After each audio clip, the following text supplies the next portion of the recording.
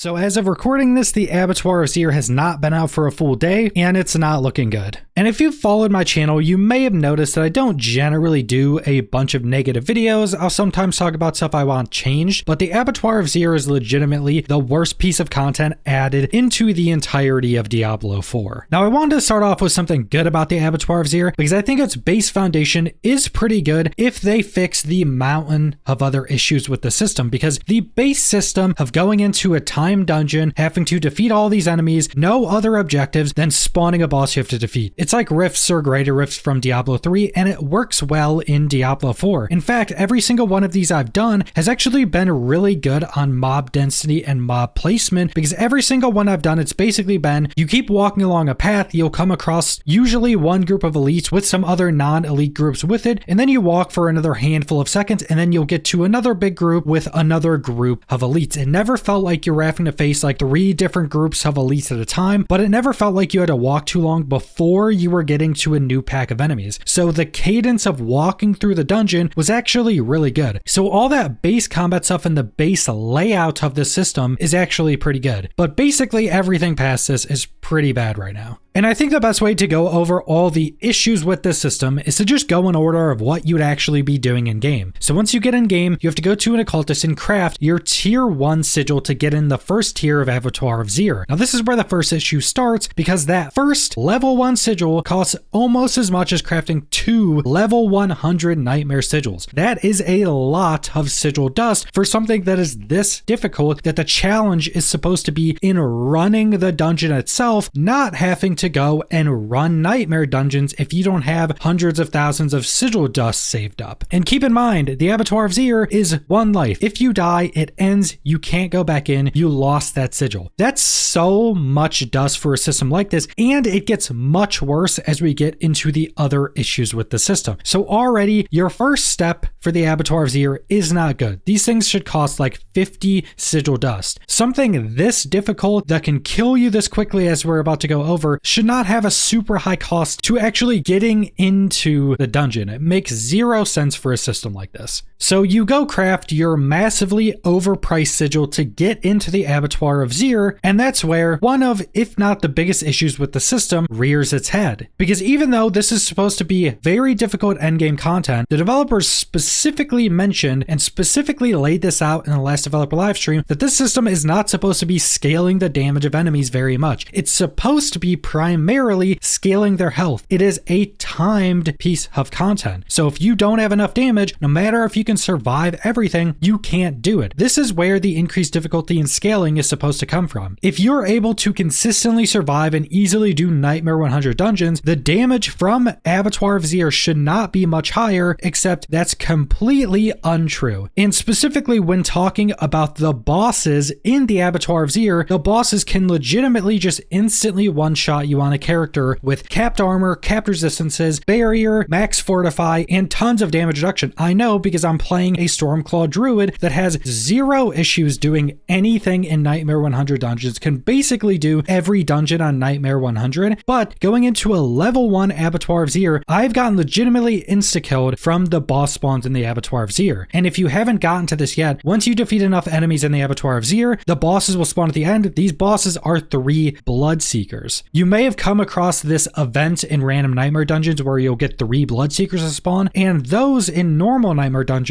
were already massively overtuned, and the ones in the Abattoir of Zir are much worse, and you're basically rolling the dice, because sometimes you'll get a mixture of Bloodseekers that basically do nothing to you. I've gotten to these Bloodseeker bosses, and they basically don't do anything to me. My health barely moves. But I've gotten to other ones where they legitimately just instantly kill you at basically max defensives. Legitimately, the only way I would be able to survive some of these Bloodseekers on my Stormclaw Druid is if I got the Melted Heart of Selig, which is an uber unique, and no systems in the game should be based upon if you can find the one uber unique you need. And not only are these Bloodseekers just rolling the dice if you're going to be instantly killed, which is also even worse when you consider you only have 1 life and you just spent the time to clear all the enemies out to get the Bloodseekers even spawned, but then there are still enemies enemies and effects in the game that just have not been nerfed. I think everybody knows about poison at this point, where you kill one of these spider carriers, they blow up on you, and now you have 10 times your health in poison ticking on you, which as a Stormclaw Druid specifically isn't actually an issue for me because you heal so much, but it's still a massive issue when anything does poison in here. Even if you heal a lot, you just have to be staring at your health bar to make sure you're constantly healing to try to keep up with the 10 times your health in poison that's currently ticking on you. And then even past that, you have other enemies like the living ballistas that even with very high defensives can almost one-shot you from off screen. In one of my runs, I had my disobedience completely stacked up, I had my barrier on, I had full fortify, capped resistances that gives me capped armor, and one shot from one of these ballistas off screen legitimately did 90% of my health through that barrier, through all the fortify, through capped out armor, through capped out resistances, through a bunch of other percent damage reduction. Just this one non-elite enemy can almost instantly kill you. This thing's been like this for basically the entirety of the game, still has not been nerfed, and something like that is legitimately just not acceptable in a system like this, especially when you have one life. If basically any other enemy in there hit you right when that ballista was about to hit you, you just die with zero way to play around that. And I think that's actually the easier fix to make this system much better. You just nerf the Bloodseeker's damage and you nerf a bunch of the other very dangerous effects that are trying to instantly kill you. So then it's much more about your strategy, it's much more about your build, and it's much less about rolling the dice if you're going to spawn into an Abattoir of Zir that has something in it that's just going to instantly kill you. But that then brings us to the rewards, which is again another massive issue. And I'm specifically talking about Tears of Blood, which is the new unique glyph added into this system. So once you go complete your first Abattoir of Zir, you get the Tears of Blood. Again, it's a new unique glyph. It's supposed to be incredibly strong. You can level it up 200 times. It gives a multiplicative damage scaling. It starts at radius 4. Once you get it to level 50, it goes to radius 5, meaning it's going to be the biggest glyph in the game. It's just supposed to be absurdly strong, and you're supposed to have a good chunk of progression with it to give you a lot more damage to be able to continue to progress into the Abattoir of Zir tiers. But this thing is absurdly slow to level up, so much so that I pretty much guarantee you that nobody in the world will get this thing to level 200 before the end of the season, as it currently stands. And Rax has already done a video on this actually, I'll have that linked in the description. He basically goes over the information that at the current values, it's gonna take you over 300 hours of running Abattoir of Zir to get your Tears of Blood glyph to level 50. And remember, this thing goes to level 200. So to get to level 50 to increase its radius, it's legitimately going to take you over 300 hours. And this was based off of his build, which is obviously going to be ridiculously strong. He was running a Lightning Ball Sorcerer, so he could do these runs in 3 minutes. And that's what his information was based off of. So probably a bit quicker than the vast majority of other people. And that doesn't even take into account if you need to go farm normal Nightmare dungeons to get more Sigil Dust to craft more Abattoir of Zir keys to get into it to actually run it. I have around 150 hours with all of my Season 2 characters combined. That's 3 level 100s, and all of them can basically do Nightmare 100, and that's 2 other level like 35 to 40 characters. So if you want to get this new glyph to level 50 out of 200, you have to legitimately put in over 300 additional hours into Season 2 of just mindlessly grinding level 1 of the Abattoir of Zir, because this was also mentioned in the video where level 1 of Abattoir of Zir seems to be the best way to get glyph experience for this. So not even going along with the theme of the system to be super difficult content that you're constantly trying to climb higher and higher in, you legitimately just do the first tier to get the most amount of glyph experience to level up the glyph that's supposed to allow you to continue to climb. Basically, every part of this system is broken. And all of these issues I just went over are present at tier 1. This doesn't even account for potentially later on in the tiers, damage continuing to scale more and you just starting to get one shot by like normal packs of elites or something. There's not really any part of the system that the vast majority of players are gonna want to take part in, except one. Because if you're a player that doesn't care about doing much more difficult content, doesn't care about the Abattoir of Zir, if you're that person and your character's strong enough to do tier 1 of Abattoir of Zir, Azir, this system will actually help you a bit because you'll still get that 1000 glyph experience, which can allow you to very easily level up all of your normal glyphs. So if you're somebody that doesn't actually care about the Abattoir of Azir system or just doesn't want to do it because of all these issues, you can still go in, farm tier 1 to level up all your normal glyphs if you still want to play the rest of the game outside of Abattoir of Azir. And realistically, unless something changes, that's all I'm going to be doing. I'm going to be trying to make builds that can farm the first tier of Abattoir of Azir pretty easily, and that's probably the build videos I'm going to be doing. How this system and piece of content currently is, I have no interest in going past tier 1, and I have no interest in trying to take part in this system besides just making characters that can do tier 1 to level up all your glyphs much more quickly to be able to do any of the other content in the game. That's pretty much all I want to go over, so thanks for watching.